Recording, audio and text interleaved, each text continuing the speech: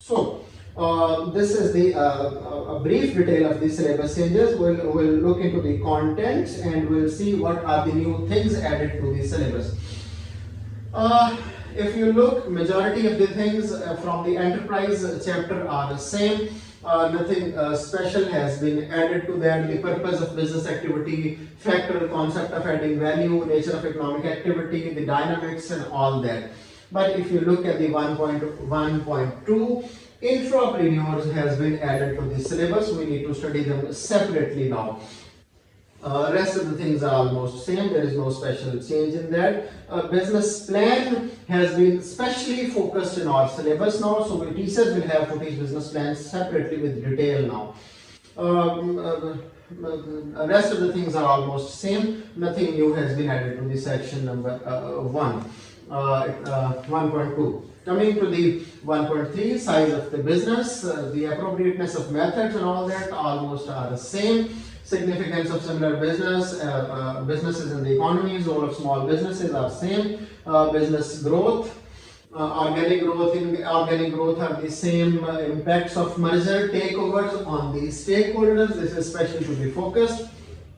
And the importance of joint ventures and strategic alliance are to be focused in a new syllabus now. Coming to the business objectives, almost things are same. The objective of business, private sector, social enterprise. If you remember, social enterprise was part of the 1.1 that has been made part of the business objectives now. Corporate social responsibility, triple bottom line was also part of 1.1. Now it has been made part of corporate, a wise decision indeed, part of the corporate social responsibility. And the relationship of the mission statement, aims and objectives are already there. Objectives and business decisions to be focused for 2023. The different stages of business decision making, we need to focus on that. The change of objective are already there. The translation of objective into targets and budgets were already there. So nothing new has been added here. Coming to the stakeholders, almost all things are the same. There is hardly something new there. Then, coming to the section number 2, as I told you earlier, that 2.3, originally the third chapter of the syllabus from the section number 2 has been moved to the become part of the first chapter. Purpose of HRM, workforce planning, labor turnover, same things. Recruitment and selection, redundancy and dismissal, morale and welfare, training and development. There, remember that management of the workforce relationship. The topic of the trade union, the impact on employers and employee of trade unions. The topic of the trade union that was part of the A2 syllabus now has been made the part of A1 syllabus. The impact on employers and employees of trade union involvement workplace, including their roles and collective bargaining. The second chapter is about motivation. Almost things are same. The motivation theories and all that, and the financial and the non-financial rewards. From the financial rewards, time-based salary, piece rate, commission, bonus, profit sharing, performance related VFAs, benefits. And from the non-financial rewards, if you see, job enrichment is now there. Originally, job enrichment was not being taught as the part of A1 syllabus. The rest of the things, status, job redesign, team working, empowerment are already there.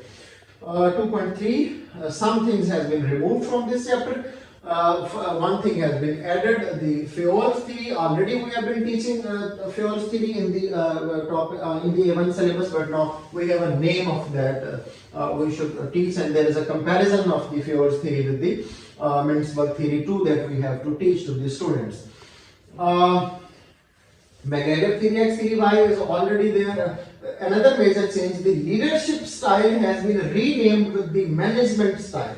Now we have to teach autocratic style of management, laissez-faire style of management, paternalistic style of management. Paternalistic was being taught by us, by teachers originally, but the examiner had written especially that it's not part of the syllabus, but paternalistic style of leadership is part of syllabus. Now examiner has mentioned that. The leadership and the emotional intelligence topics are not there in A1 syllabus now. Okay, Coming to the marketing, almost things are same. Markets, consumer industrial markets, mass market, niche market, market segmentation, customer relationship marketing is especially focused now by the examiner. Although we were teaching customer relationship management originally, but now this has been become special focus. The topic has been separately written, so for the next examinations we should be focusing on that. To market research topics, the things are almost the same. The market research data, the presentation information presentation, the interpretation of the information presented in table charts and graphs, that is almost, we have been already teaching all those things. Coming to the marketing mix, the things are same. Nothing special has been added except when we come to the promotional methods. There is something development in the digital promotions because of the artificial intelligence and because of the IT stuff. This topic was must to be included in the syllabus. Examiner has included, so nothing except that there is nothing new in that. Coming to the section number 4, as I told you earlier, there are lots of changes in that section 4 and section 5. For the nature of operations, the use of factor, production, land, labor, efficiency, effectiveness, productivity were already there. Capital intensive methods were already there. Now this topic, job batch flow, mass customization, has been moved from the second chapter of the syllabus to the first chapter or first unit of the syllabus, job batch flow, production, mass customization. The advantages and disadvantages that were part of 4.2 now has become part of the 4.1. 4.3 has been made to 4.2. The third chapter has been made to the second chapter, inventory management. The things are almost same there. JIT, buffer inventory, reorder level, importance of supply chain management that we were not teaching earlier to the students. Now we have to teach its importance of the supply chain management. A brief discussion of supply chain management was there in A2, but we have to teach it in A1 now. The third chapter that has been added or has been moved from A2 syllabus is the capacity utilization and outsourcing. The measurement of capacity utilization, we have a formula for that. The impact of operation under over maximum capacity and methods of improving capacity utilization, and outsourcing, also part of the A2 that has become part of the A1. Again, in the section number 5A1, there are some major changes in the syllabus. We will have to say business finance. Things are almost same. Why business need finance, and short-term and long-term finance, and the working capitals. And the second chapter, the sources of finance are almost same. Internal sources of finance, owner's investment, retained earning, sale of unwanted asset, external sources of finance, share capital, and all that. Factors affecting the sources of finance and selecting the source of finance. So till here the things are same. The 5.5 was forecasting and managing cash flow, that has been made 5.3 now. 5.3 was the costing, that has been made to moved to the 5.4 now. The 5.3 is now forecasting and managing cash flows. That was originally 5.5 in our syllabus. The syllabus contents are almost same, nothing special in that. Coming to the costing, that was 5.3 and now it has become made 5.4.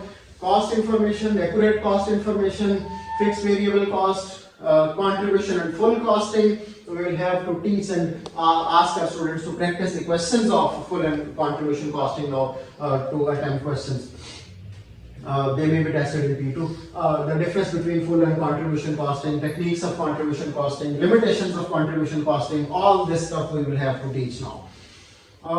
Coming to the uses of cost information, that was already there. Break-even analysis was already there, so nothing special.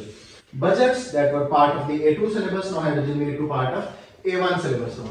The meaning and purpose of budgets, the measurement of performance, the benefits and drawbacks of budget, the meaning of the use of incremental budget, flexible budget, zero budgeting, the use of budgets for measuring the performance, allocating resources, contribution and monitoring. Then variance analysis, that was also part of the A2 syllabus, that has been made part of A1 syllabus.